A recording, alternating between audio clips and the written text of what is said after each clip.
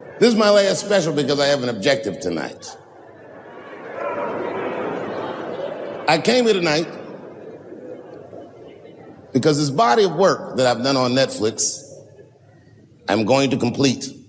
All the questions you might have had about all these jokes I've said in the last few years, I hope to answer tonight. And I'd like to start by addressing the LBGTQ community directly.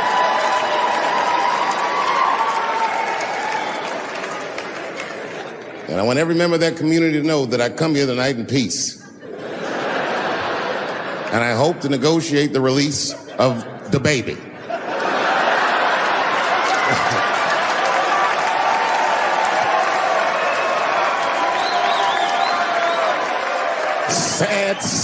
Sad story.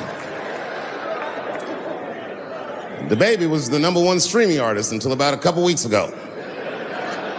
He took a nasty spill on stage and said some wild stuff about the LGBTQ community during a concert in Florida.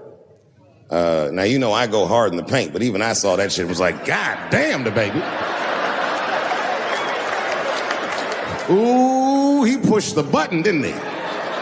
He pushed the button, punched the LGBTQ community right in the AIDS. Can't do that. Can't do that. But I do believe, and I'll make this point later, that the kid made a very egregious mistake. I will acknowledge that. But, you know, a lot of the LGBTQ community doesn't know the baby's history. He's a wild guy. He once shot a nigga and killed him in Walmart. Oh, this is true. Google it. The baby shot and killed a nigga in Walmart in North Carolina. Nothing bad happened to his career.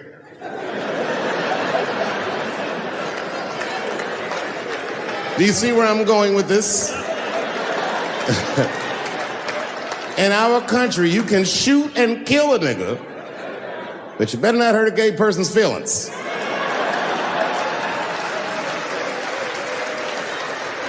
And this is precisely the disparity that I wish to discuss. I have a question for the audience. And this is a real question. I'm not joking around. Is it possible that a gay person can be racist?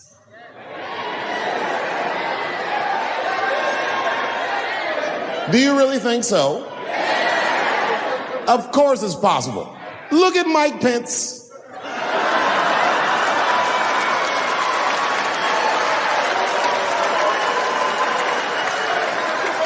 Ooh, I'm guessing, but I bet you he's gay. And he's not Pride Parade gay either. He's sad gay. Feel bad for him. He looks like one of them gays that prays about it.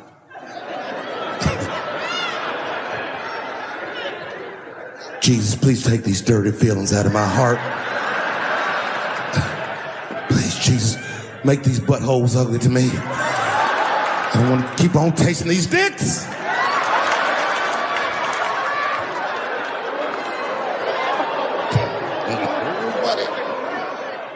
You guys are confusing the emotions. You think I hate gay people, and what you're really seeing is that I am jealous of gay people.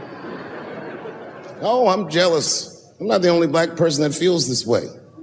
We blacks, we look at the gay community and we go, God damn it, look how well that movement is going. Look how well you are doing. And we've been trapped in this predicament for hundreds of years. How the fuck are you making that kind of progress? I can't help but feel like if slaves had baby oil and booty shorts, we might have been free 100 years sooner, you know what I mean? If Martin Luther King was like, I want everybody to get up on them floats, get your bodies good and shiny.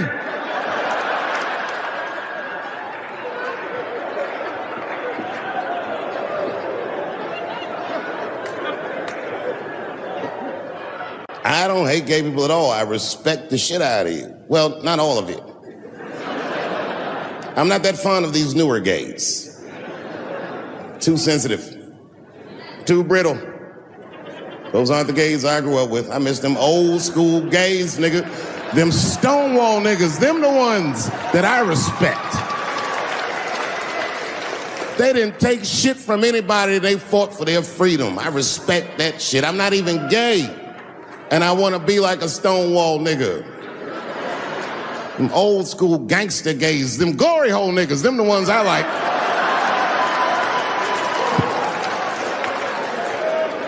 These new gays don't even know what the glory hole is.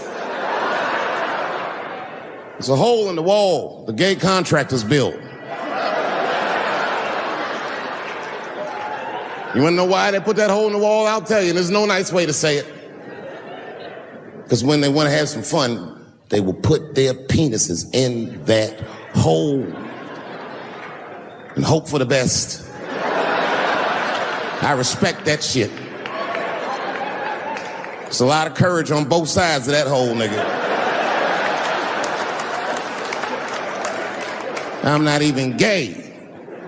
And I want to try that glory hole out.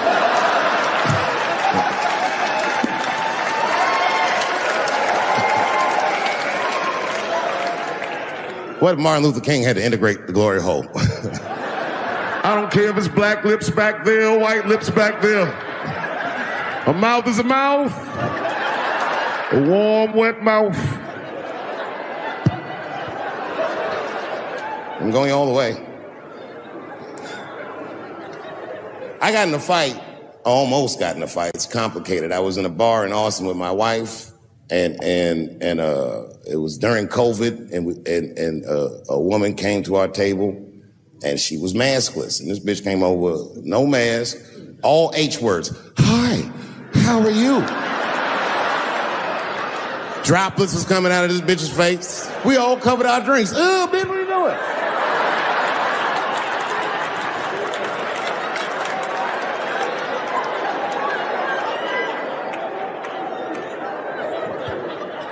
Now, I looked over at the table that she came from, and I peeped game. The men at the table were filming me. This happens when you're famous. People will come over and try to rattle your cage and get you to say something stupid or dumb so that their buddies can film it and they get a video of you embarrassing yourself. And clearly I said, this is what's happening. And these dumb motherfuckers thought that it was my first rodeo.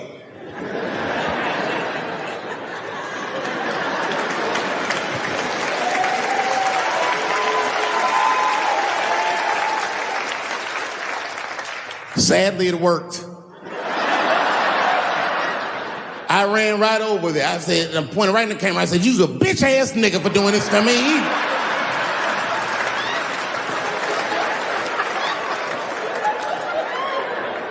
And the dude was shocked that I said it. He said, oh. And when he did like this, I seen all his fingernails was painted, and I realized, like, uh-oh.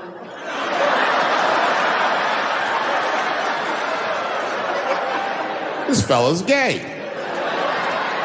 Now, you know how I talk. I call everybody a bitch-ass nigga, you know what I mean? But that's not a right thing to do if they're gay, you know what I mean? And now I was in trouble. And not only that, the motherfucker was huge. He stood up. He was towering over me. He must have been 6'5", a big, white, corn-fed, Texas homosexual. This nigga was ready to fight. And he started barking on me, but I stood my ground. I wasn't scared. How could I be scared? This motherfucker's shirt was tied up in a knot like this. Oh, fuck this guy. Let's go, nigga, let's go. I thought we were gonna come to blows. I was ready. And then, right when you think we would fight, guess what he did? He picked up his phone and he called the police. And this thing I'm describing is a major issue that I have with that community. Gay people are minorities until they need to be white again.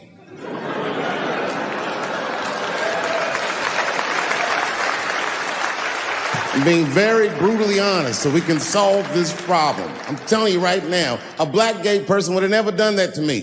Because a black gay person knows when the police shows up, they're not gonna care who called them. They don't show up like, which one of you niggers is Clifford? We're all Clifford.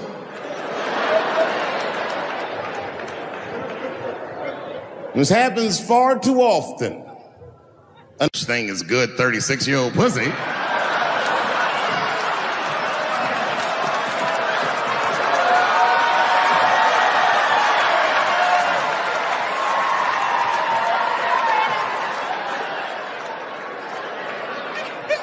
Doesn't matter what I say. And if you at home watching this shit on Netflix, remember, bitch, you clicked on my face.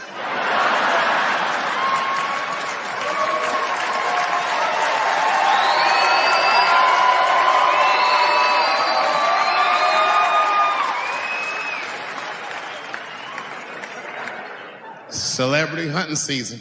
Doesn't matter what I say, they're gonna get everybody eventually. Like, look, I don't think I did anything wrong, but we'll see.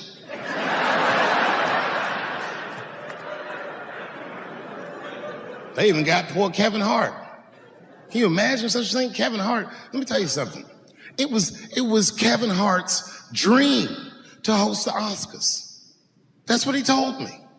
And I remember when he told me, because I was thinking to myself, well, that's an awfully strange dream for an African American. Kind of nigga dreams of hosting the Oscars. Kevin did, that's who. And he did it. Against all the odds, Kevin became the most famous comedian this world has ever seen, and he got the job that only one black man before him had. He was gonna host the 80th Oscars. And I don't know what you know about Kevin, but I know Kevin Hart is damn near perfect. As close to perfect as anybody I've ever seen. In fact, Kevin is precisely 4 tweets shy of being perfect. 10 years ago, Kevin had made some very homophobic comments. And I'm not gonna repeat what he said, because this is Atlanta.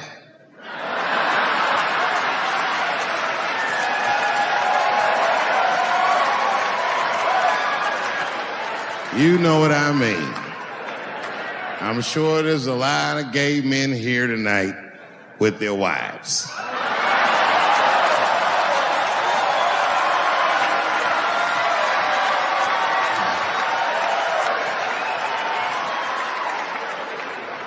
Far be it from me to offend anybody. All right, I'll tell you what he said. But just remember, these were not my words. These were Kevin's words. And it was a long time ago. And I'm paraphrasing because I'm not good at telling other people's jokes. Okay, Kevin said that if his little son was demonstrating or exhibiting homosexual behavior around the house, that he'd chastise him. He'd say, hey, that's gay. And then he said he would smash a dollhouse over that child's head. Ooh, the gay community was furious. And I don't blame them. I got a lot of gay friends. And all of them, 100% of them, all have told me fucking horror stories about the shit they had to go through just to be themselves. Crazy, crazy stories. And in all those stories, I gotta say, not one of them has ever mentioned anything like their father smashing a fucking dollhouse over their head. Because clearly Kevin was joking. Think about it. You would have to buy this nigga a dollhouse to break it over his head in the first place. Does that sound right? Is anybody gonna do that? The gay community was upset, and then they put so much pressure on the Academy of Motion Pictures and Sciences that they went to Kevin and said, if you don't apologize to that community, then you cannot host these Oscars. And then Kevin said, fuck it, I quit.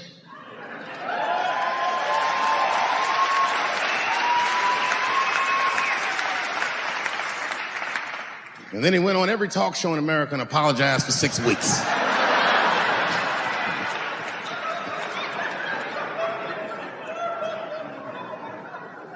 Kevin fucked up. I understand the mistake he made because I've made the same mistake early in my career. This is many years ago, 15 years ago. It's when I was doing Chappelle show. Thank you.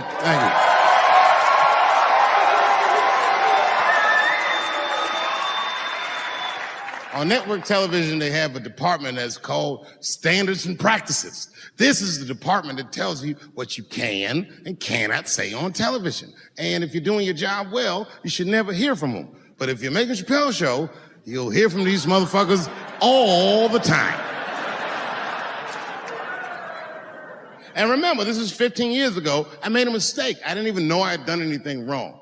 I had written a sketch that had the word faggot in it.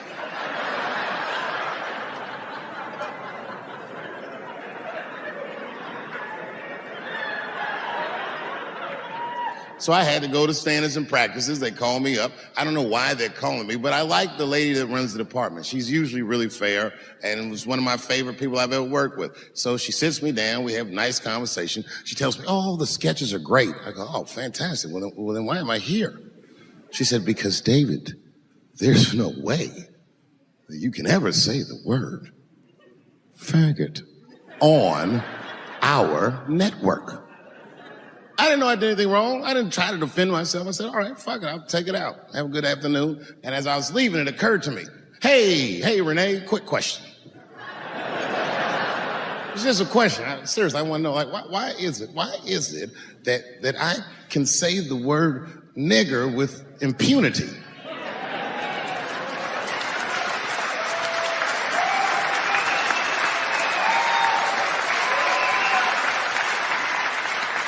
But I can't say the word faggot. And she said, because, David, you are not gay. I said, well, Renee, I'm not a nigger either.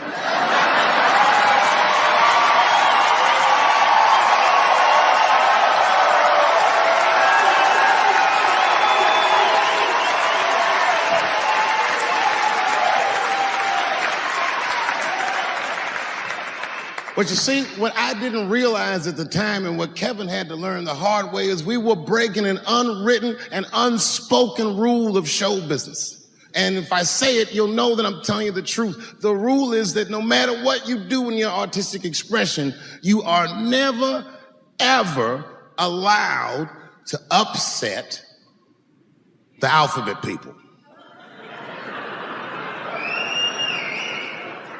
You know who I mean.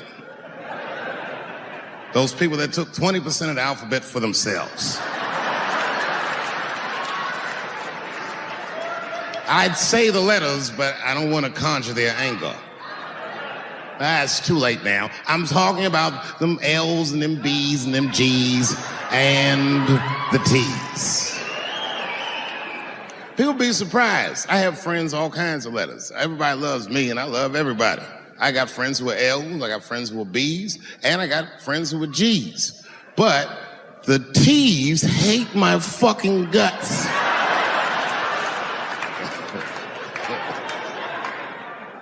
And I don't blame them. It's not their fault, it's mine. I can't stop telling jokes about these niggas. I don't want to write these jokes, but I just can't stop.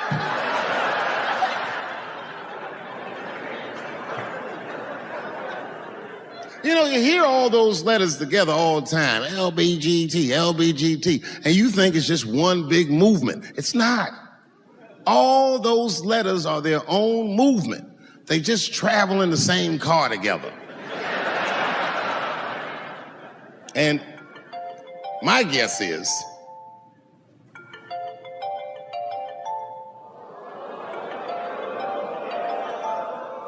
what is this, high school? This nigga probably got a babysitter or something. Go on and answer your phone, nigga. Just get that shit out of here. I'm in the middle of something important.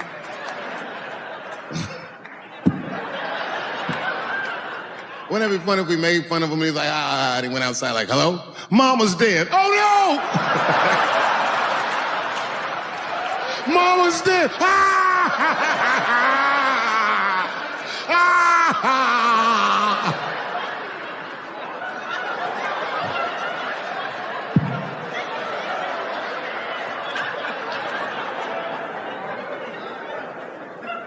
That was a weird timed phone call, wasn't it? It's like his phone is gay.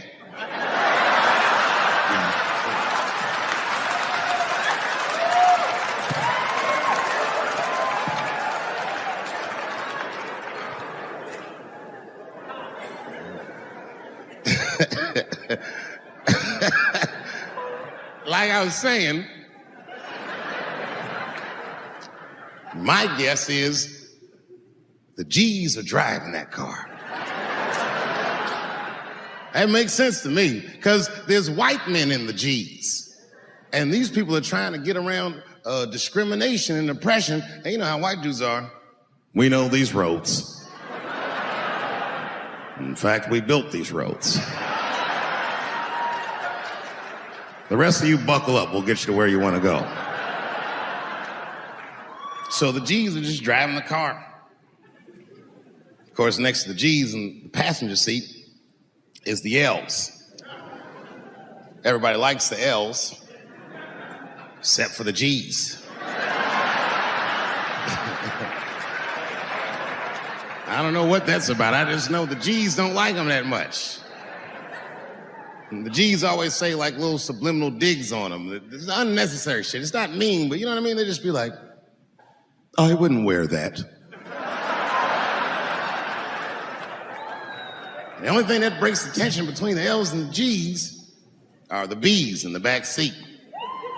That's right, there you go. Everybody scream out when you hear your letter.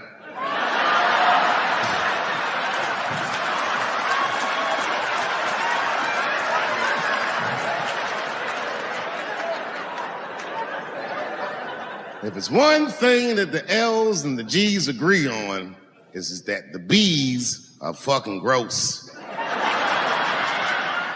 They seem greedy to the L's and the G's, you know what I mean? They're just sitting in the backseat like, yeah, man, I'll fuck anybody in this car. What's going on, man?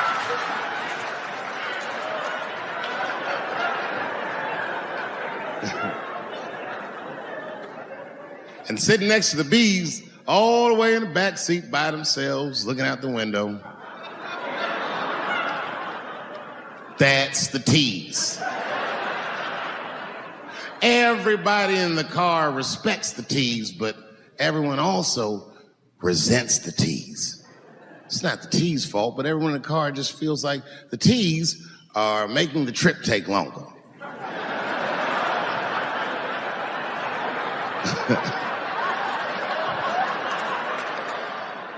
Anything the T's say gets on everybody's nerves. And then the T's don't even say anything bad. They just be in the back talking to themselves. I'm hot. Shut up. Shut the fuck up, okay? Just roll the window down, you bitch. I don't know what you... What? Just said I was hot. Could you pull over at the next exit? I need to use the restroom.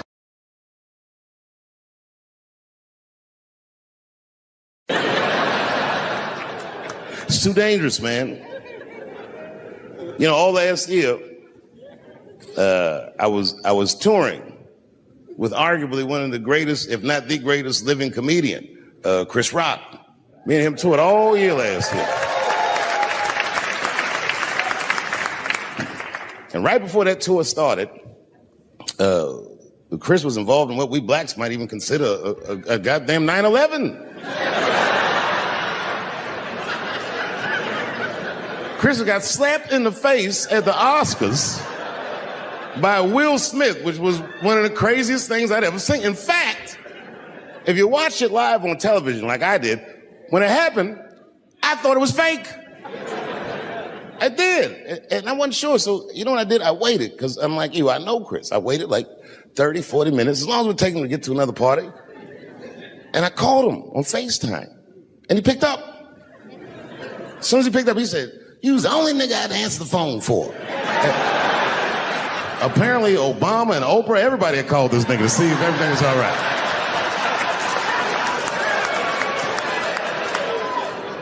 And I thought it was fake. I didn't know. So I asked him, I go, well, you know. He said, what? I said, well, did it hurt? And he said, yes, nigga, it hurt. And then I knew that it was real. And then, and only then, was I offended. And I wasn't just offended that he got slapped. That was only half of it. The real offensive part was that after he slapped him, this nigga Will just sat down and enjoyed the rest of his evening. It was crazy. It was just...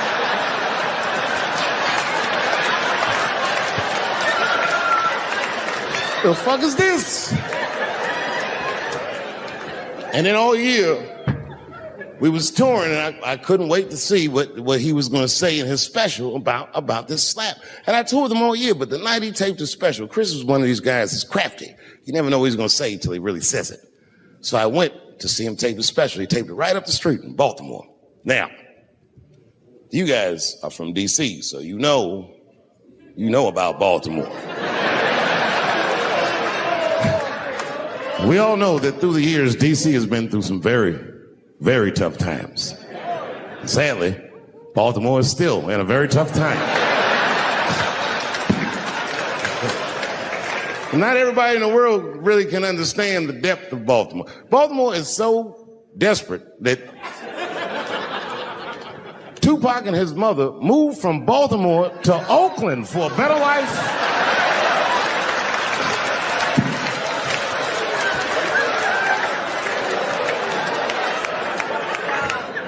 And Chris Rock went so hard in the paint, and I can't believe he did this, he shocked a Baltimore crowd. I didn't even know that was possible. I started doing comedy around here. Shocked them. And you know what he said that got him? He looked at the crowd, he walked out. I didn't expect him to say this. He looked at the crowd, it was all black, Baltimore black.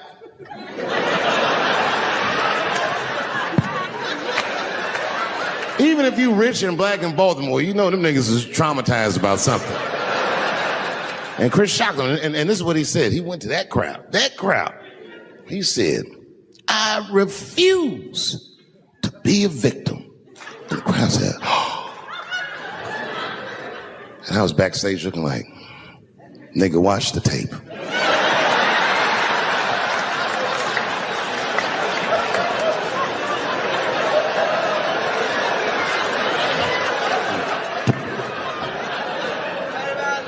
I know it's fucked up, but I tell you the truth. You know, everything's funny. Everything's just like that. The doors open back up. The light from the alley flooded into the kitchen. And I just walked out alive. I lived to fight another day. And in that moment, I learned one of the most valuable lessons of my life, and I have to share it with you. And that lesson is this. In your life, in any given moment, the strongest dream in that moment wins that moment. I am a very powerful dreamer. Yeah, I'm not lying.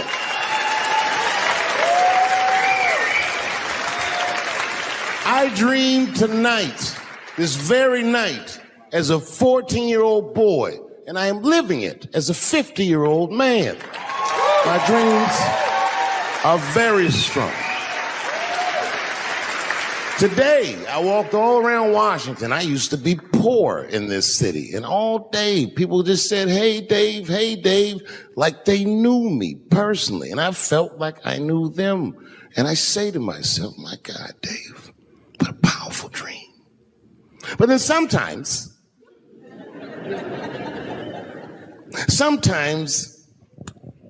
I feel regular. Feel like myself. Maybe I'll smoke some weed and be in some nightclub and feel shy. But I'll look across the nightclub and I'll see some guy that no one's ever heard of. But this nigga worked all week and got bottle service.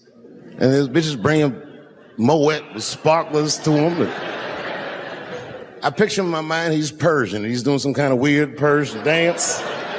And he got 6 bitches at his table because he got so much liquor, and they all call him saying, go Cena, go Cena. And I'll be looking across the room like, oh my God, I'm in that guy's dream. I can hear him telling his friends, hey, how was the club last night? Man, that shit was fantastic. I had bottle service. I seen Dave Chappelle across the club looking at me like, ooh, who was that? And that's the trick to life. You have to be wise enough to know when you were living in your dream. And you have to be humble enough to accept when you're in someone else's. That's why I don't judge between Will Smith and Chris Rock. Because you guys look at them as big ideas, but I look at them as fellow dreamers. I can't judge between them because I see myself in both of them. I am Will Smith. I am the man that cannot take it anymore and will slap the shit out of the next person that says a crossword to me or somebody that I love. And I am Chris Rock. I am the man that can get slapped in front of the whole world and keep my composure so I don't fuck anything up. That is what men do. Men make boundaries. Men enforce boundaries. And men test boundaries. And no man tests more boundaries than a trans man.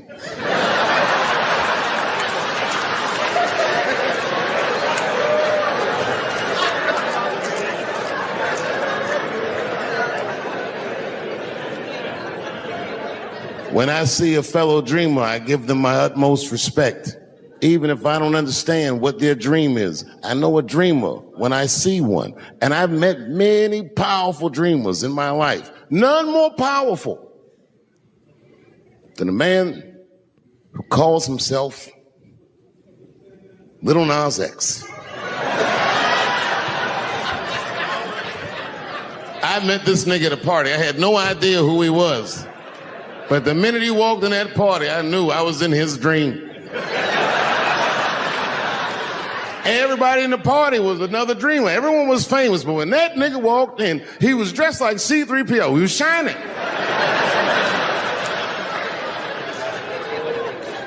And everyone was like, oh my God, there he is. That's Lil Nas X. I didn't know who he was. And for some reason, out of all them dreamers, he walked right up to me.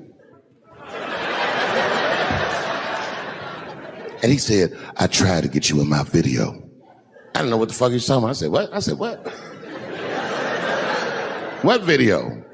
And he just looked at me like, you know what video, and walked away.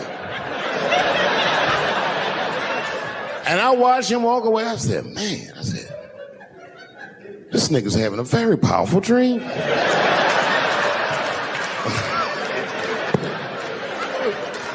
You know what it reminded me of? It reminded me of when we was in grade school. Remember in grade school, the teacher would ask everybody what they want to be? Timmy, what do you want to be when you grow up? And Timmy acted like he had an idea. He'd stand up, he'd say, I want to be a fireman. And the teacher would say, Timmy, that is a beautiful dream. But Timmy didn't mean it. Timmy said he wanted to be a fireman because deep down, Timmy's attracted to fire. And by the time he's 14 years old, this nigga's a full-blown pyromaniac, playing with kerosene and matches like a goddamn expert. And then one night he goes downtown with his buddies, fucking around with fire, and burns a warehouse down. And he doesn't know it, but there's 13 migrant workers from El Salvador, and in that motherfucker, they get trapped, and then they die in the fire. Isn't that a tragedy? Ah, it was an accident. He's only 14 years old, but he's black. So they try him as an adult. And Timmy ends up spending the rest of his life in jail. Dream deferred. But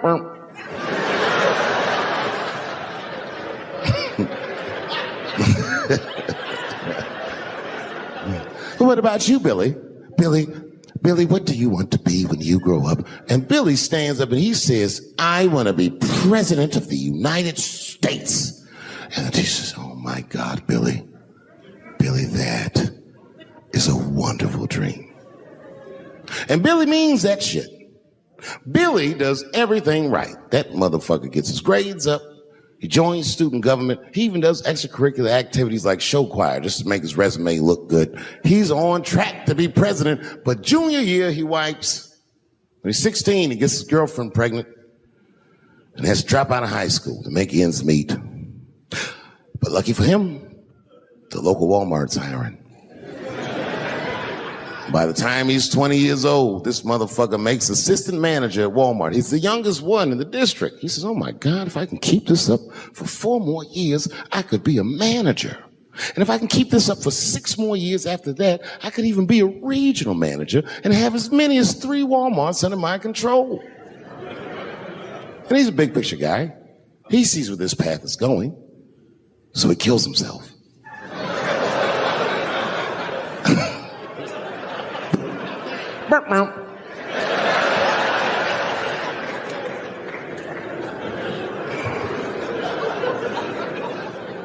Well, what about you? What do you want to be when you grow up?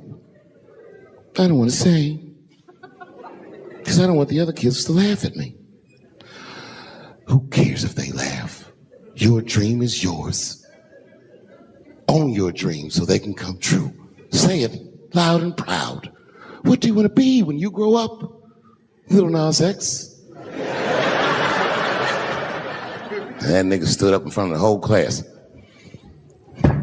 I want to be the gayest nigga that ever lived. I want to do a music video and slide down a stripper pole all the way to the depths of hell and suck the devil's dick at 10 o'clock on BET while all the kids are awake and can see me. Shockingly, that was the only dream that worked out.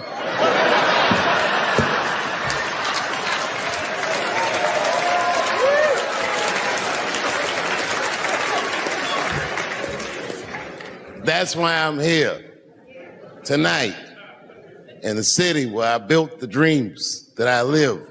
Because I wanted to tell you all that they came true. And I wanted to thank you all for making the man that I am today.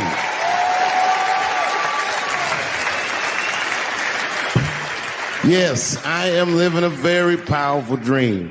Every time I come to this city and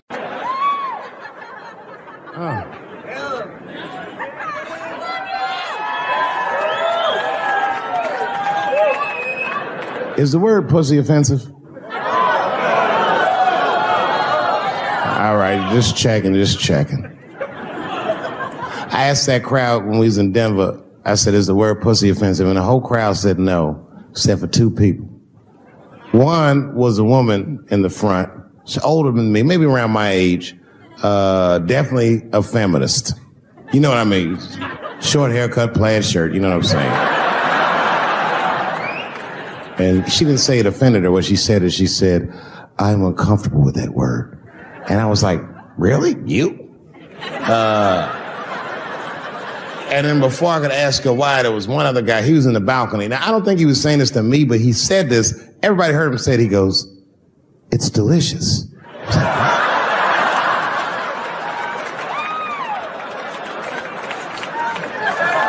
I don't think I've ever heard pussy called delicious before in my life. Now, this is not to say that it's bad, but it's definitely an acquired taste. I don't think any of us tasted pussy our first time like, it's good. It needs something.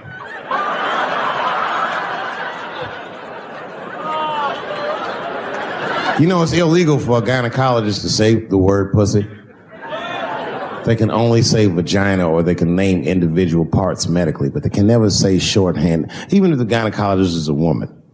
I feel like if it was a woman gynecologist, it's cool. Like, am I all right? And she'd be like, girl, that pussy is. Yeah. I don't think men should be allowed to be gynecologists.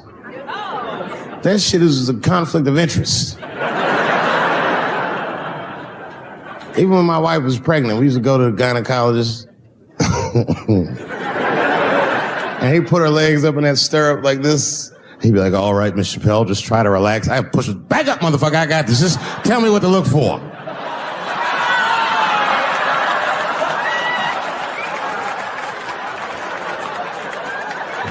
One of those home-style checkups. There's too many ethical questions when men do that. Like, can a gynecologist lose their license for smelling their fingers during an exam? Is that illegal? How could they not? These are men. It's like if you have I think the idea is you're not supposed to punch her in the face. My wife says terrible shit to me. My wife once called me a pussy. In front of dinner guests. I know, I started to get mad, but then I was like, fuck it, you're probably right. I am a pussy, I admit it. I'm soft and warm and persuasive like a real pussy. Right. And then I told her, I said, and if you don't take care of me properly, I might stink, like your pussy. Oh, we fight dirty at the Chappelle household. It's not a big deal. No. If you want to get to the bottom of a matter of the heart, what you're supposed to do is ask a woman. Now, actually, there's two women that I know. They're both college professors in this little area I live in. And I meet them twice a week at Starbucks for coffee. Talk about important shit. And I asked the girls who was in the coffee clutch, I said, yo, why y'all think that this woman stayed with Ray Rice after he punched her in the face with all his strength? And one of my girlfriends said, David, you need to wake the fuck up. She's staying for the money. Well, now, wait a minute, because my other girlfriend was like, I disagree. I think that she actually loves him. And I said, wait a minute, ladies, you know what? I think that you're both right. And what I was doing when I said that was preserving the possibility of a threesome with these bitches. I've been chipping away at this pussy one cup of coffee at a time for like 4 years. I was gonna throw all that hard work away over some Ray Rice shit. I don't care that much.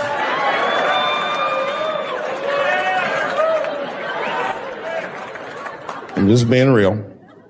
It's fucked up, man. It's a tough time for the blacks. I love you too. And then here comes the banana peel. I'm waiting on it any second. You know, that's how it starts. I saw in the paper today that the guy that threw the banana at me got arrested again because he threw a banana at another motherfucker in a bar in Santa Fe. Look it up online after the show. He actually did that. And that guy was black too. I'm just saying. And you know what a guy said he did it at night? He said, I did it because Dave Chappelle is racist. So, nigga, that's not the best way to handle that if I am racist. What if Martin Luther King just went around throwing... Huh? I seen your girl bubbling. She's drunk as hell, buddy. Listen, sir, I don't know what she's saying, but just take my advice. Get some water in her, or you're going to have some dry pussy when you get home.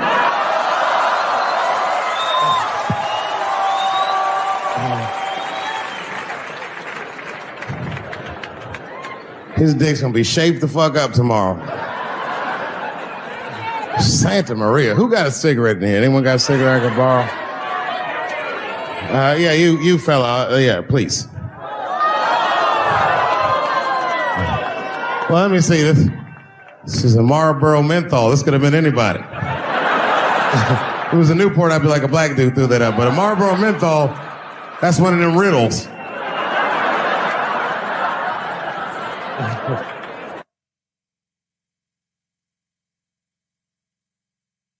Good barbecue, you don't even think about it. You just...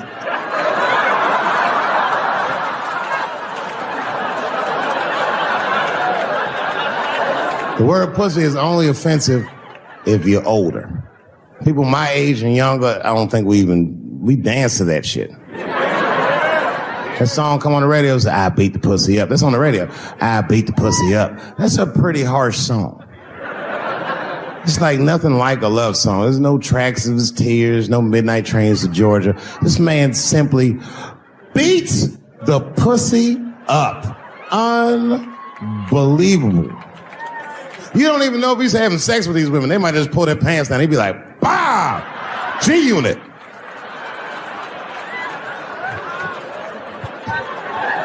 Like he'll be watching HBO. Hi, I'm Larry Merchant, standing here ringside with the pussy after a devastating bout with 50 Cent. Pussy, come over here and let me talk to you for a second. My God, you look terrible. Your lips seem to be swollen. You're bleeding a little bit.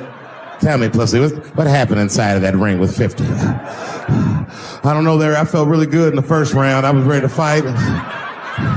It's warm and moist, and I don't know. It just hit me from angles I wasn't expecting. Front, left. The backside surprised me the most. Well, pussy, let's take a look at round 4. This is where it all went wrong for you.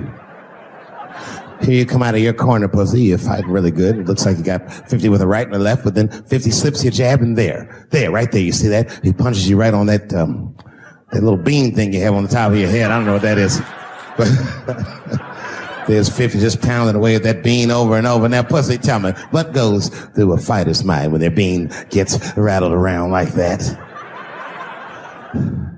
I don't think I was thinking anything, Larry. You know, I'm a real good defensive fighter. It's real hard to get to me. I've never been punched directly on my bean before. As a matter of fact, most fighters don't even know that bean exists. I guess he just hit me there and I lost control of my legs. I don't know what else to tell you. I like when Lil Wayne talks about pussy. Remember Lil Wayne used to have that song? He'd say, I got a bitch that plays some movies in my jacuzzi. And then it goes like this. Pussy juicy. That shit always makes me laugh because no guy says that, you know what I mean? Only Lil Wayne would say some shit like that. If he was fucking a girl, she's like, is this pussy good? And I'm like, it's juicy. It's good. He said the pussy was juicy. That's why I'm not Lil Wayne. Because if I was in a hot tub with a girl and I could tell that the pussy was juicy while I was in the hot tub, I'd probably get out of the tub. I'm a germaphobe. I just picture Lil Wayne like, what is this strange oil floating in my hot tub water? It's pussy juice.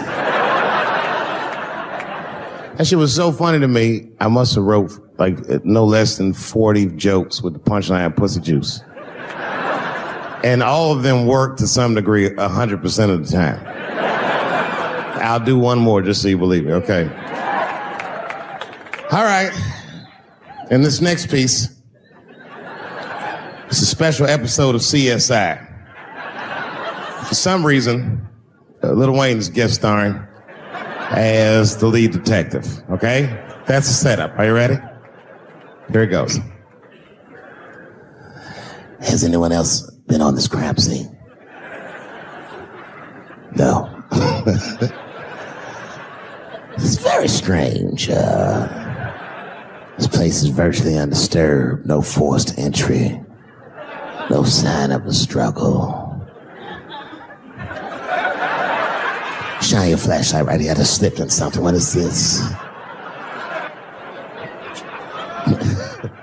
What is this? It glistens in the light. Smooth to the touch.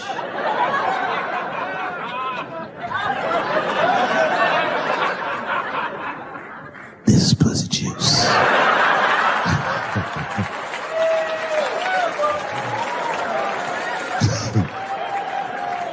She must have been sitting Indian style. Ebola was in Texas. Ebola made a visit. Killed that man in Dallas. 5 days that man melted to death. What happened to the brother in Dallas? Where was the secret serum is what we all said. I remember in the beginning of Ebola, there were 2 American doctors that got sick in Africa. They flew them in a private jet straight to Atlanta to the CDC. I didn't even know CDC saw patients.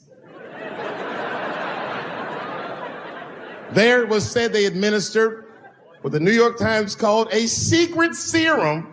I don't know what's in it. It's just like Colonel Sanders' recipe. But both of these motherfuckers survived. These doctors, thank God, are healthy. They are out there somewhere tonight at Whole Foods, touching vegetables, walking around. Everything's okay. Hey, Frank, how are you? Oh, you didn't hear? I had Ebola last week, but I'm doing all right now. I was bleeding out of my eyes and anus, so I got concerned, but I'm okay. What happened to the brother in Dallas? They just rubbed some Vicks on that nigga's chest. Good luck, little buddies.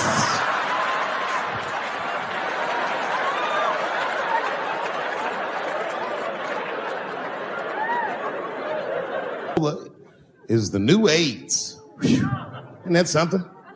Here I am thinking that old AIDS was working just fine. And they already have a new AIDS out. Isn't that amazing how they do that? Isn't it weird how there's a disease that just starts in 1980 and it doesn't kill anybody but niggas, fags, and junkies? Isn't that a fucking amazing coincidence that this disease hates everybody that old white people hate?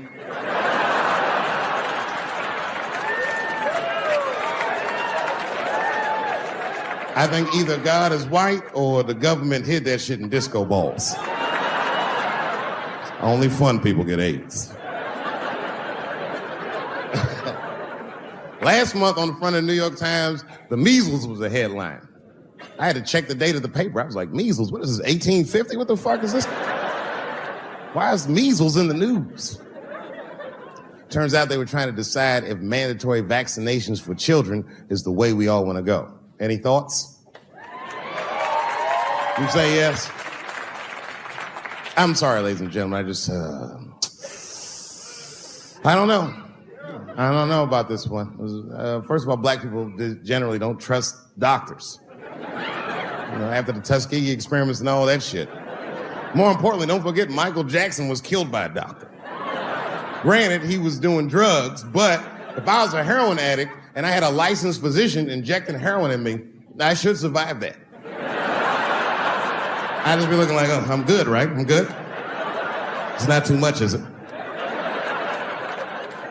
Dr. Butterfingers killed Michael Jackson. After that, I was like, fuck going to the doctor. The fuck am I getting my kids vaccinated for an old-ass disease like measles? This is ridiculous. You might as well give them a diarrhea shot if you're so worried. Diarrhea has a bigger body count than the measles do. Diarrhea is funny today, but 100 years ago, if your ass had diarrhea, you were a goner. There was like a 0 chance of survival. You get that first squirt, uh-oh. Better start getting my affairs in order. But I don't have much time. It's diarrhea. It's very serious.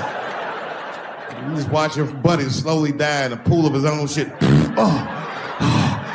I give up diarrhea. Too strong. Nowadays, your buddy just be like, oh, well, you got diarrhea? Just eat a banana, nigga, drink some water, let's get to the club. His dick's gonna be shaped the fuck up tomorrow. Santa Maria. Who got a cigarette in here? Anyone got a cigarette I can borrow? Yeah, you fella. Yeah, please. Well, let me see this. This is a Marlboro menthol. This could have been anybody. If it was a Newport, I'd be like a black dude threw that up. But a Marlboro menthol, that's one of them riddles.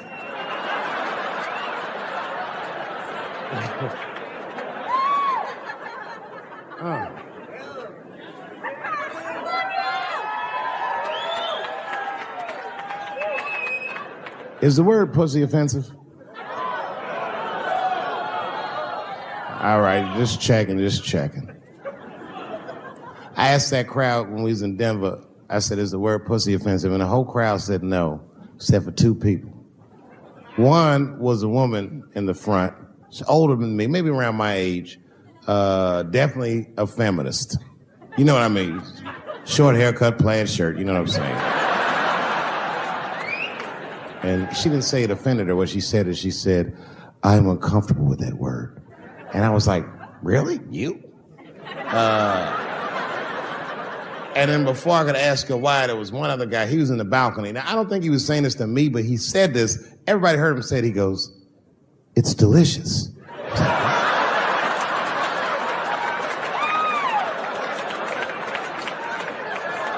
I don't think I've ever heard pussy called delicious before in my life.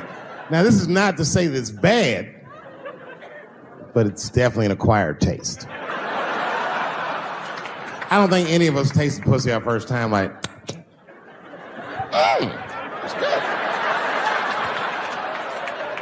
It needs something.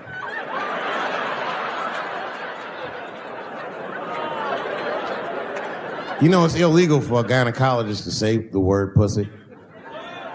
They can only say vagina, or they can name individual parts medically, but they can never say shorthand, even if the gynecologist is a woman.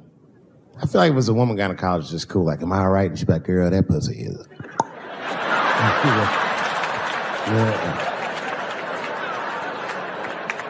I don't think men should be allowed to be gynecologists. That shit is a conflict of interest. Even when my wife was pregnant, we used to go to the gynecologist. And he'd put her legs up in that stirrup like this. He'd be like, all right, Miss Chappelle, just try to relax. I push it back up, motherfucker, I got this. Just tell me what to look for.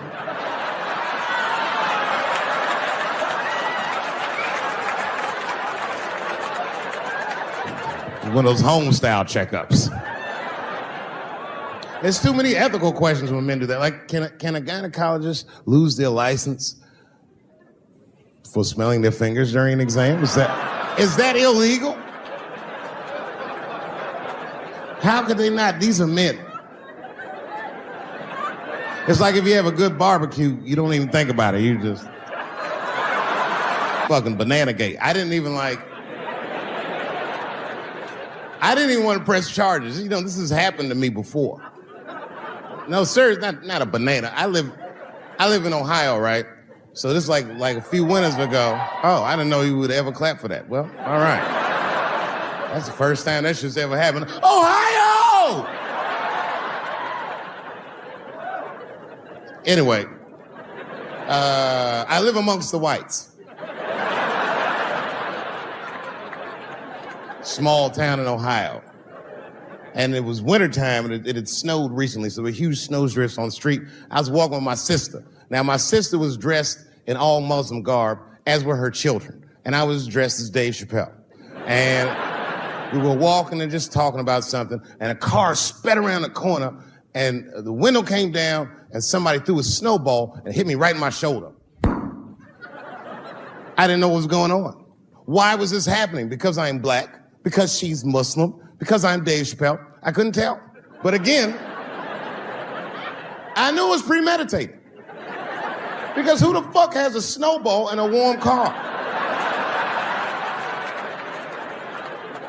But I didn't think it all the way through, lady, because he went around the corner and got stopped at the red light. He was caught in the traffic.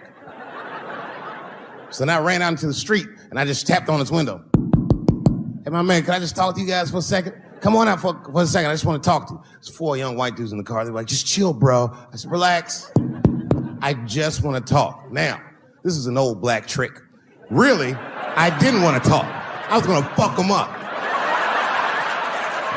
So, if you're ever caught in traffic and a black guy starts saying he just want to talk to you, don't open the door, nigga. Even if he's me, smiling at you.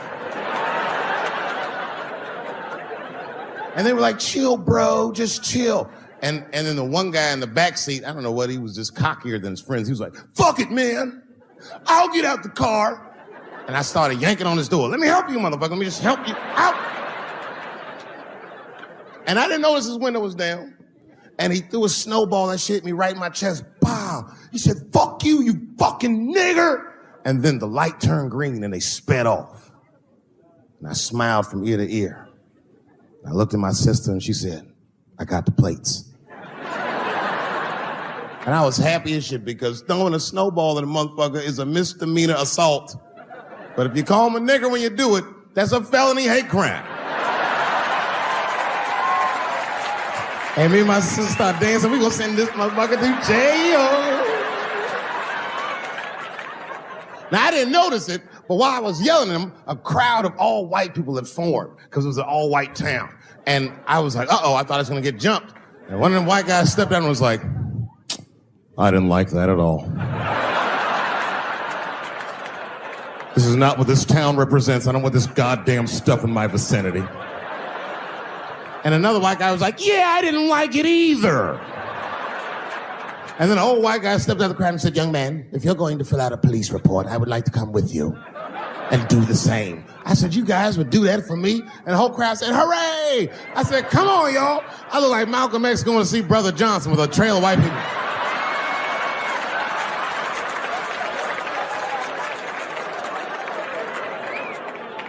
Unreal. Hour later, we was all just sitting in the police station, and the police came in. They're like, well, Mr. Chappelle, 16 identical police reports. We ran the tags, 2 young men that had their mother's car. We have all 4 suspects in holding. Their mother is here. It's up to you. Whatever you want to do. If you want to press charges, we'll move forward. Mr. Chappelle, are you okay? Huh? Sorry about that, officer. I'm a little flustered. I've never been in a position where I could decide the fate of white children before, but it's weighing heavy on me, sir. And I really can't decide. And I saw a lady pacing back and forth in the hallway, and I said, is that? He goes, yes, that's their mother. can I speak to her before I make a decision? And when the mom came in, she saw it was me. She busted out crying. Oh, God, oh, no, I don't want him to go to jail. I am so sorry. I didn't raise him to do this. We love your comedy. We love you at the house. I said, Miss, please, just, all right, look, I don't necessarily want your son to go to jail either. But what he did was pretty fucked up. So, is there something we can do short of jail just to let him know that he's wrong? She goes, oh, I don't know. What did you have in mind? Miss, I've never been in this position before. Oh, you know what we could do? I don't know if I'm asking too much, but maybe if you could just suck my dick a little bit. Just a little bit. I'm not gonna finish. I just want you to do it enough so that I can tell him you did it.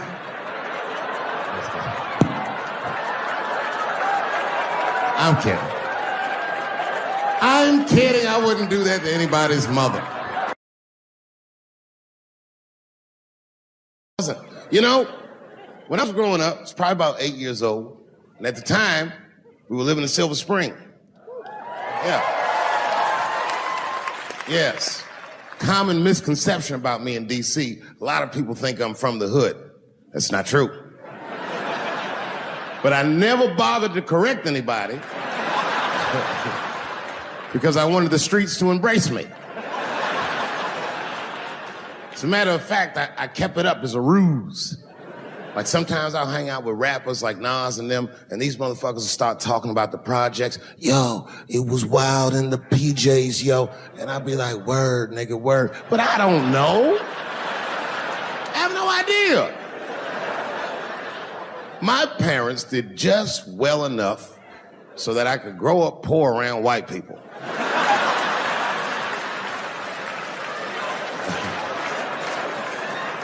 And to be honest, when Nas and them talk about the projects, nigga, I used to get jealous because it sounded fun. Everybody in the projects was poor, and that's fair.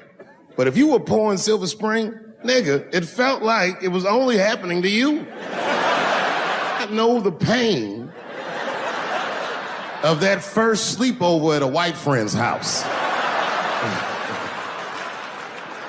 And you come back home on Sunday and just look at your parents like, y'all need to step your game up. Everything in Timmy's house works.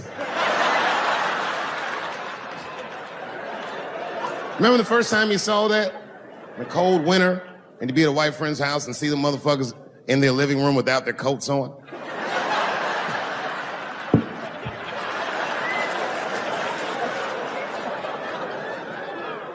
Timmy was one of my first white friends, like, in my life, man. He was a good dude, too. He moved to Silver Spring from Utah, of all places. I guess his family was affiliated with that Mormon church they got down there. And me and him used to hang out.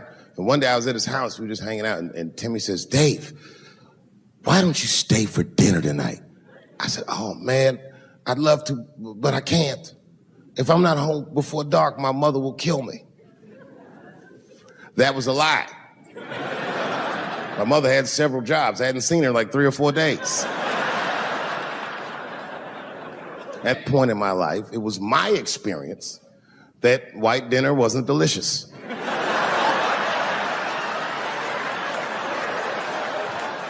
I'd rather go home and fry some bologna or some shit like that.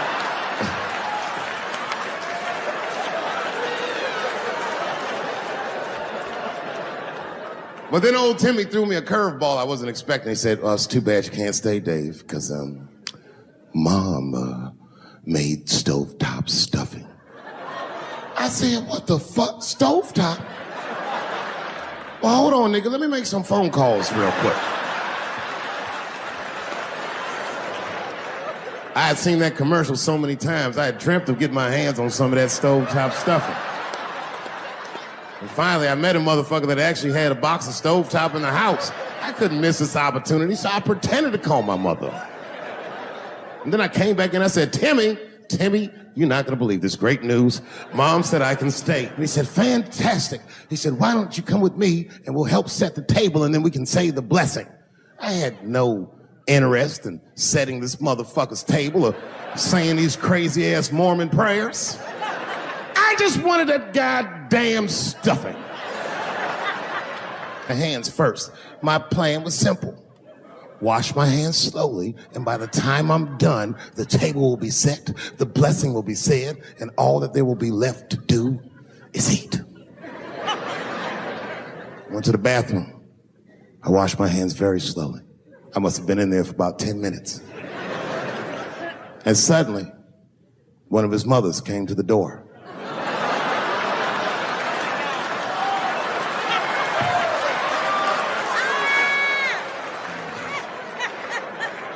She was like, "Hi, David, right?" I said, "Yes, ma'am." She said, "Timmy tells me that you're planning on staying for dinner." I said, "I hope that's not a problem, ma'am." She says, "No, it's no problem. In fact, we'd love to have you. It's just that we weren't expecting company.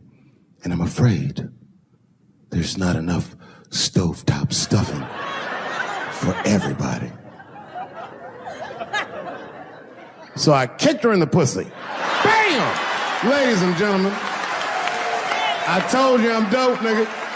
I told you what I was gonna say and you still didn't see it coming. And that's why I make the big bucks.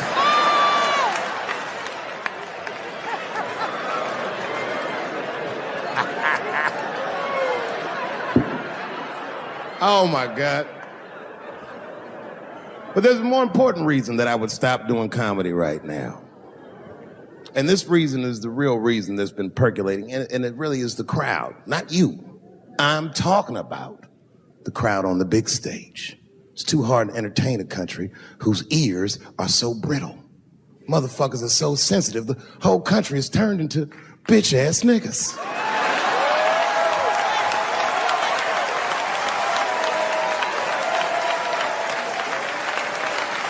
Everything you say upsets somebody. You know, I can remember when it all started. It was when I was doing Chappelle show. When I was doing Chappelle show, I used to do the show, and then on the weekends I do like concerts and shit like that. So I'm doing a concert, and there was a couple in the front row, beautiful couple. The wife was obviously Asian. You could see it in her face.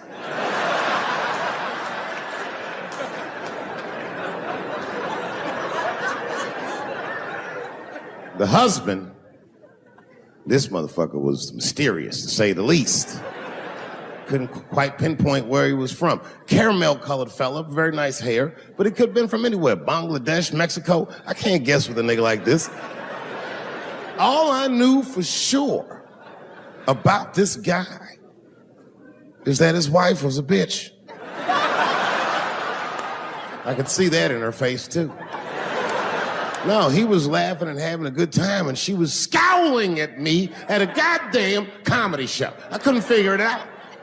And then I realized at some point that she was pregnant, and I was smoking on stage. I said, "Oh my God, that's probably why she's mad." So I started to put my cigarette out, but then she hit me with one of them fake non-smoker calls. So I just kept smoking. I thought to myself, "Bitch, that babe will be fine, relax."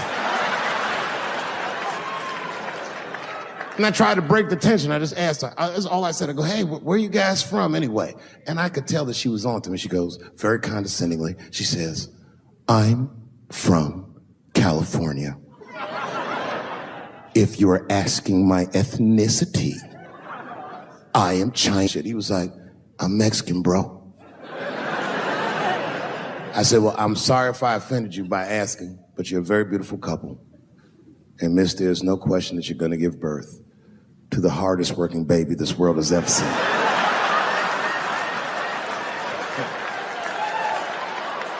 That's not a bad joke. She got very upset. She got up to leave immediately, but she didn't just leave. She had to take one last dig at me on the way out.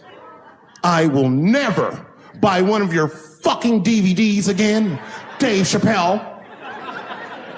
I said, "Ma'am, with all due respect, Chinese people don't buy DVDs."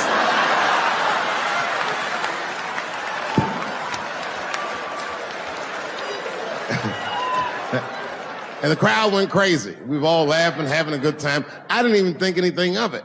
And then just 3 days later, this lady sends a fucking letter to my promoter telling him not to book me for shows anymore because I was, quote, racist, and I'm quoting her, insensitive to the nature of my interracial marriage. I was like, word, bitch, I was.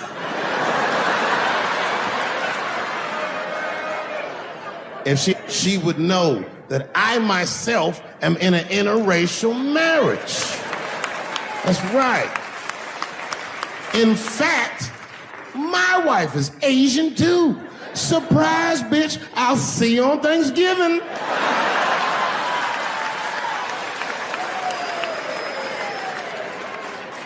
But my wife's not Chinese. She's Filipino. That's right. And our kids are Puerto Rican somehow, so there you go. I don't give a fuck about interracial marriage. In fact, you know what? My mother is half white. A lot of people don't know that. Well, all right, you were a little too excited, but okay. A lot of people don't believe me when I say that, but it's true. You can't tell looking at me, but if I grew my hair out, you would think you was at a fucking Cat Williams concert. My shit is beautiful. You'd be back in D.C. You know, I was thinking, man, this is an election year.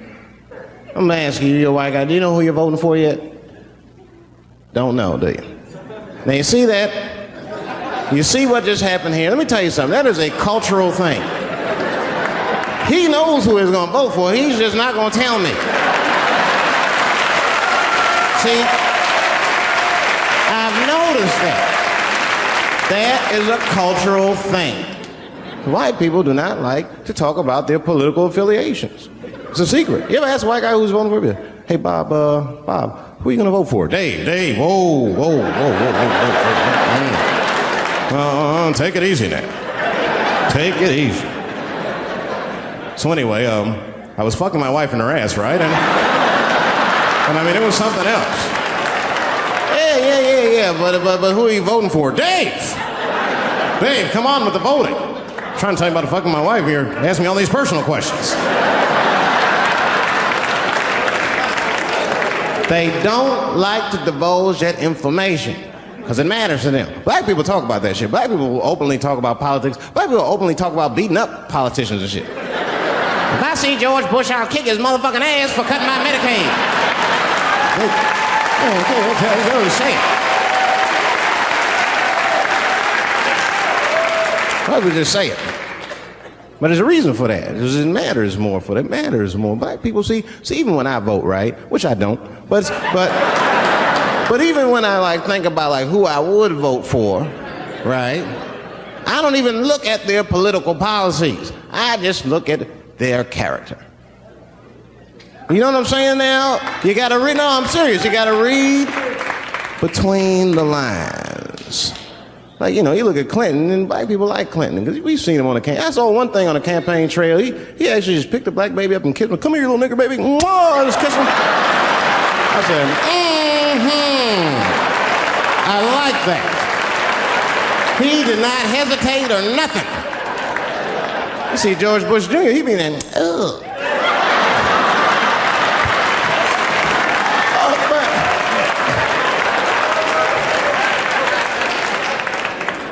I'd never vote for George Bush Jr., but I don't know George Bush Jr.'s politics. The only thing I know about George Bush Jr. is that guy sniffed cocaine. That's right. Now listen, we cannot have that shit in the White House. That might be fine for a mayor, but goddamn it, not in the White House. Not in the White House.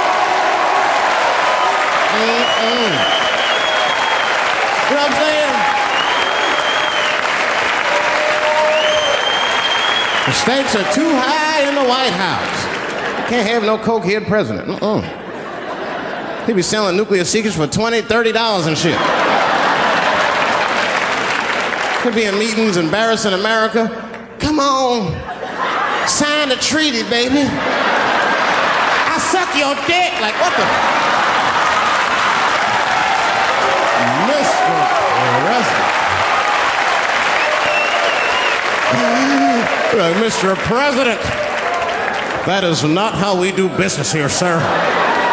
Stop sucking the ambassador's dick. No, let him finish.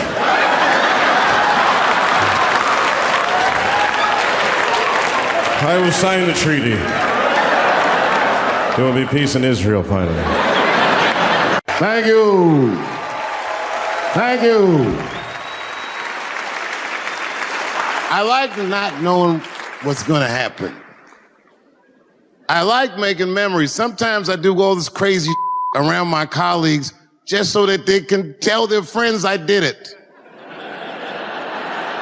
But rather than talk about myself, just briefly, I want to just talk about my genre. Stand-up comedy is an incredibly American genre. I don't think any other country could produce this many comedians. And unbeknownst to many people in this audience, I don't think there's opinion that it exists in this country that is not represented in a comedy club by somebody. Each and every one of you has a champion in the room. We watch you guys fight, but when we're together, we talk it out. I know comics that are very racist, and I watch them on stage, and everyone's laughing, and I'm like, that mother means that.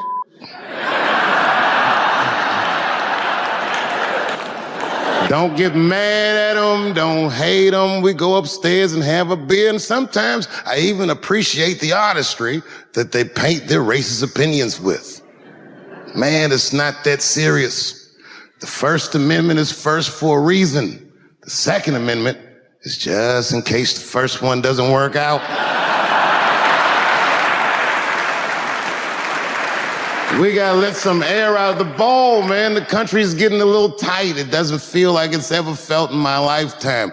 So tonight, I am honored that my colleagues are here in comedy and in music.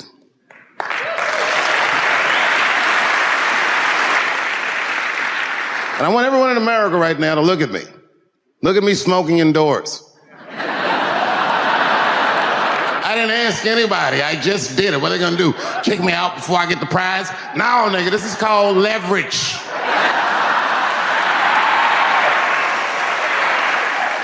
The thing that I liked best about tonight was that I saw so many people from different parts of my life, like friends that I grew up with here in DC, friends of mine from Ohio then and now, friends of mine from comedy clubs, all the musicians that blew my mind. You guys have no idea how you inspired me. I want to give a special shout out to my OG, Tony Woods. Miles Davis has a quote. It's one of my favorite. Miles Davis said so much cool shit, but one of the things he said I always loved, he said, it took me years to learn how to play like myself. You know, he would watch other musicians, then he would try to play like Dizzy or Bird, all the guys who were great. Tony Woods was my Dizzy and Bird if I was a Miles. I was trying to play like you. You were the first person I ever saw do it absolutely right. You were fearless, and you told the truth. There's something so true about this genre, when done correctly, that I will fight anybody that gets a true practitioner of this art form's way, because I know you're wrong. This is the truth, and you are obstructing it. I'm not talking about the content, I'm talking about the art form. Do you understand? Do we have an agreement? And what I really wanted to say tonight, and I'm glad I get the platform to do it, I'm gay. I am gay, and I can't wait to see what this does for my career, being gay like this. So many special shout outs. One of the main architects of the comeback of the century, my brother and my mentor, the mighty Stan Lathan. I never dreamed that I would be able to work with someone as great as you. These last 5 specials, straight fire. I wouldn't want to do another special with anybody else but you. So eat your mother vegetables and live as long as you can, because we doing a few more of these bitches. Neil Brennan, your speech made me cry, because it reminded me of all those hard days of work, And all that money I never got for it. The other real special shout out I gotta make, because none of this would have been possible on any level without this person, is my mother. Mom. My mother. Mom. You have no idea what I put this woman through. If you had just given birth to me, that would have been more than enough. But the fact that she raised me and raised me well, we had a real oral tradition in our house. I knew the word griot when I was a little boy. A griot was a person in Africa who was charged with keeping the stories of the village. Everyone would tell a griot the stories and they would remember them all so that they could tell future generations. And when they got old, they'd tell them to someone else. And they say in Africa, when a griot dies, it's like a library was burnt down. And my mother used to tell me, before I ever thought about doing comedy, she said, you should be a griot. And she'd fill me with every story of black life. You know, she's educated in African-American studies, and she would let me understand the context that I was being raised in, that I'm being raised in a hostile environment that I have to tame. By the time I was 14 years old, I was in nightclubs, mastering an adult world. It was terrifying. The crack epidemic was going on, and my mother would hear gunshots outside and be scared to death. Maybe it's my son. But early in my career, if you remember, Mom, you used to sit in the club with me. She'd do a full day of work. You'd be back there falling asleep, just waiting for me to go on. She would watch my show every night. Do you know how long that car ride is home?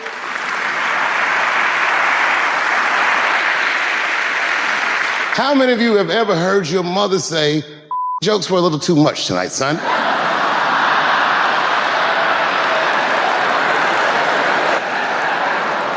I was a soft kid. I was sensitive, I'd cry easy, and I would be scared to fist fight. And my mother used to tell me this thing, I don't even know if you remember, but you said this to me more than once. You said, son, sometimes you have to be a lion so you can be the lamb you really are. I talk this like a lion. I'm not afraid of any of you. When it comes word to word, I will gab with the best of them, just so I can chill and be me. And that's why I love my art form, because I understand every practitioner of it. Whether I agree with them or not, I know where they're coming from. They want to be heard. They got something to say. There's something they notice. They just want to be understood. Love this genre. It saved my life.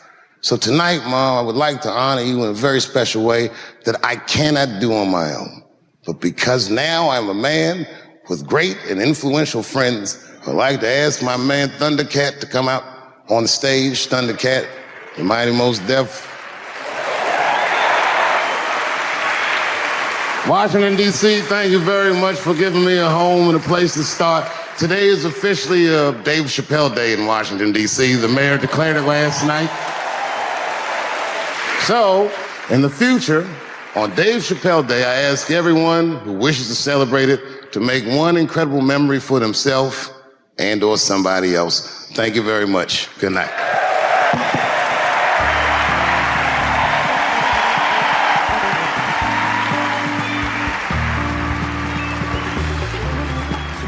I say I'm in bed and sleeping, and suddenly my wife wakes me up. David, wake up.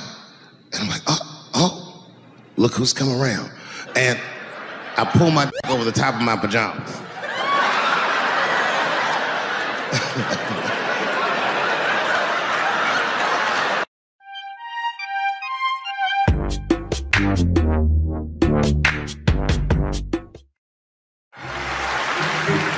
I hate guns, personally. I can't stand them. Yeah, but I have several.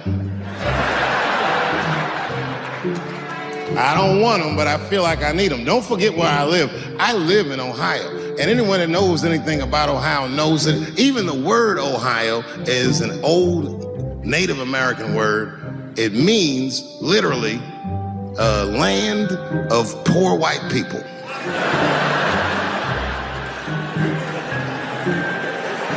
I didn't even know what I was looking at first. I was just driving like, why are all these white people so sleepy out here? These things.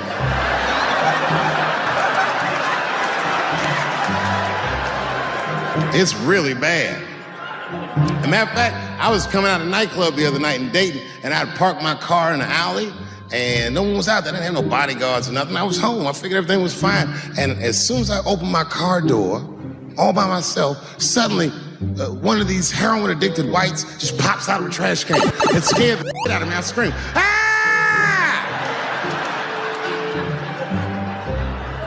And then I realized it was a woman. She was up. She said, hey man, relax, okay?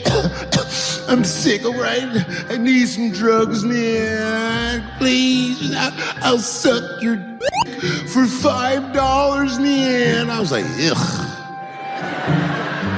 2.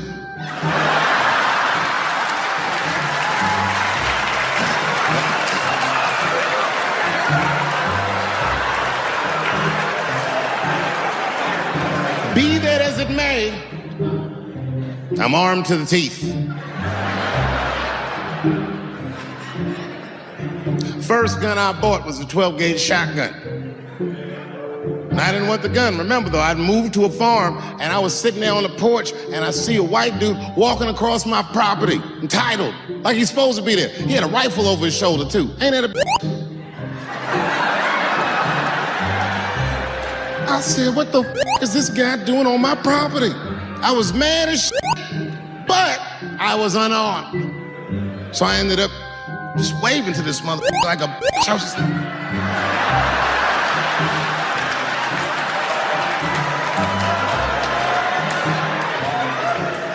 And as soon as he got far enough away, I ran to my car and sped to Kmart. This is in a rural white area. And remember, I was nervous because the guy was on my property, I'm black, and I was sweaty. You know what I mean? And I ran to the gun counter, black and sweaty, sweating and black, and I looked up at the guy, I looked like a slave or something. I said, I need a gun immediately, like that. Just like that. The guy didn't ask no questions. He just grabbed a 12-gauge shotgun, handed it to me. I'd never even held a gun before. I'm not a dummy. I'm like, well, I need some bullets too. And the guy reached under the counter, put 2 box shells on the counter. He said, all right, buddy, which box do you want? And I didn't know. One box had a picture of some ducks on it. The other box had a picture of some deer. I said, well, what's that box with them ducks? He said, oh, that there's birdshot. And then he goes just like this, I'm not exaggerating, he goes, that won't kill a man.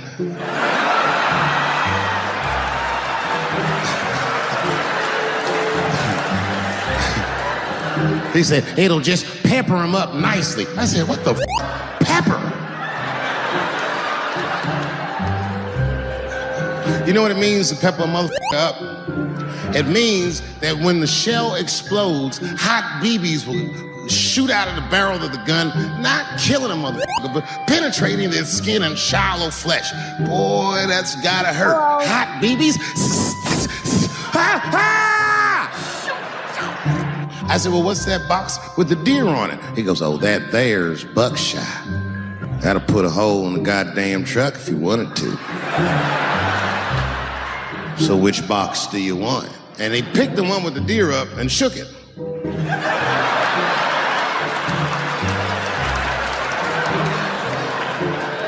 I thought he was trying to trick me. I was like, do you have a box with a picture of a white dude trespassing on it? Because it's exactly the strength I'm looking for. But I didn't know that if you're defending your home with a shotgun, the formula dictates that you're supposed to buy both boxes. This was not a formula that I was familiar with. It goes like this. The 6 shots in a 12-gauge shotgun, so when you load the gun, you load it like this. First shot, bird shot. Next shot, buck shot. Bird shot, and then after that, gun's Jamaican. Buckshot, buckshot, buckshot.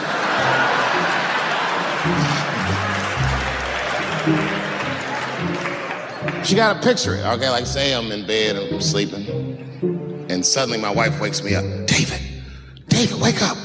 And I'm like, oh, look who's come around. And I pull my dick over the top of my pajamas.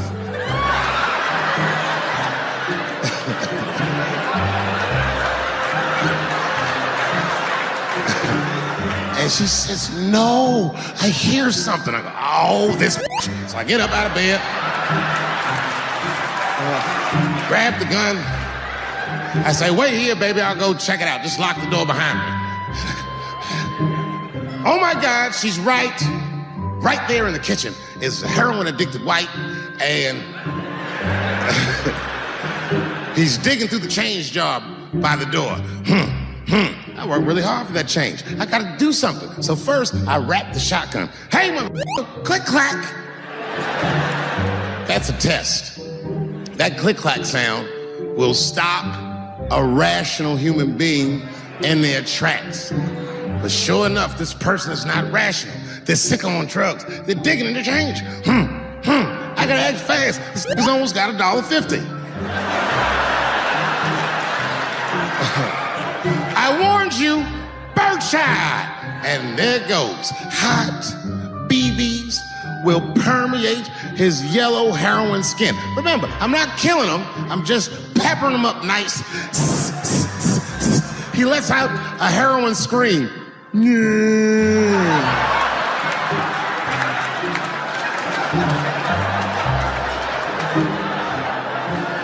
And that should be the end of it. But, I miscalculated. While he's on the ground screaming, I noticed that his teeth are horribly miscolored. That's not heroin at all, is it? That's crystal meth. He pops right back up unscathed. Roar! Time for the heavy stuff. Clack, clack, buckshot! And then if he got a friend with him, I got one more bird shot left. And I repeat the cycle. After that, it's slugs for everybody. And I'll be in a kitchen full of dying heroin addicts saying stupid heroin last words. You shot me, bro. Oh, it hurts, man. It hurt. The last words are always the dumbest words. Like, why is your dick out?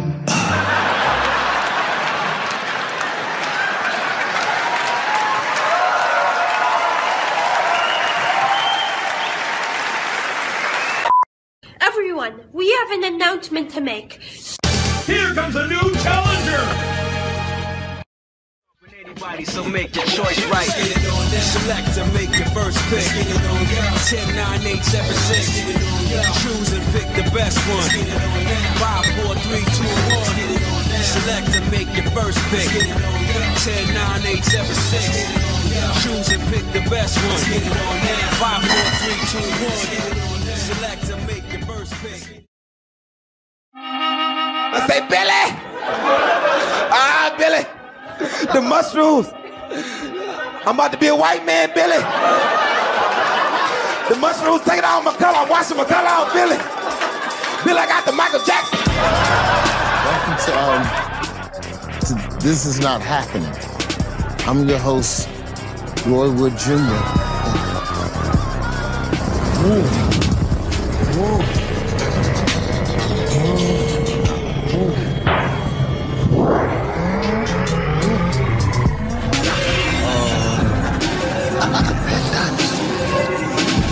Move that finger.